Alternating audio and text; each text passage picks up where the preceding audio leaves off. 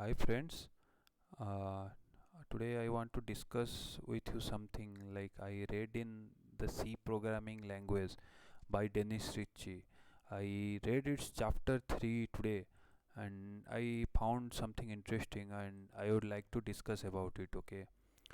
So now in C we have three kinds of loop. Okay, so the first is a while loop.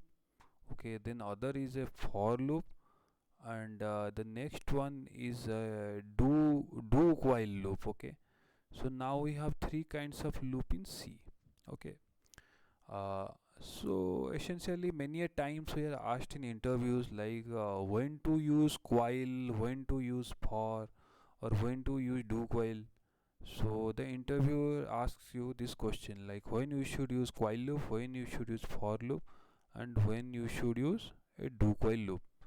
So just think about it and try to like ask yourself like when we should use this. Basically the function of everything is the same, so when we should use this. So just pause this video and think about it.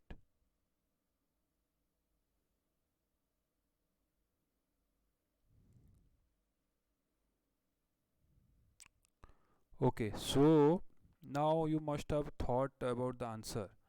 So a while, the function of while loop and the function of for loop, it's the same. Like there is no much difference in that other than the syntax. Okay, so this expression 1 and expression 3 in the for loop and in while loop, okay, so they can be assignment or function calls. Like you can call a function and you can return a value also. So you can call a function from expression 1 to expression 3 also. But whereas expression 2 is a relational expression, you need to make a comparison or like something or the other, so that your loop, it can decide whether you should continue with this or you should break out. Okay, so now a for loop is preferred when there is a simple initialization and increment, and it keeps the loop control statements close together and it's visible at the top of the loop. Okay, so in a for you can see the this loop control statements, they are together and it's a very simple way. So if you need a simple initialization, like you need to write I is equal to 0, I less than 10, I plus plus, like a simple thing, then you use for loop. But if your initialization is complicated, like you are initializing 3 or 4 variables, and then you are making some comparison between these 3 to 4 variables, and then you are determining whether you want to execute your loop or not, then you have to use a while statement.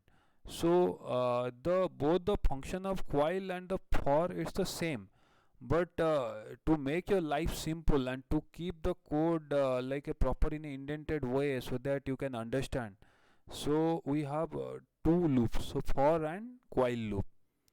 Okay, now the third kind of loop, it's a do while loop. Okay, in such kind of loop, the statement is executed at least once because the comparison is made outside the do statement. So the statement, it executes at least once, and if this expression it becomes true, it executes once again, but if it becomes false, it executes only once.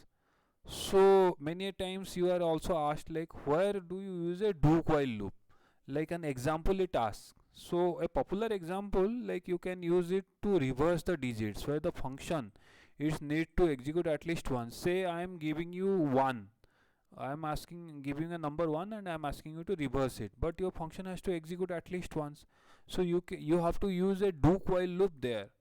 Okay, so in such kind of things you have to use a do while. So and you again have a switch, in C, so you can go through that. So this while, for, do and switch, they are all a kind of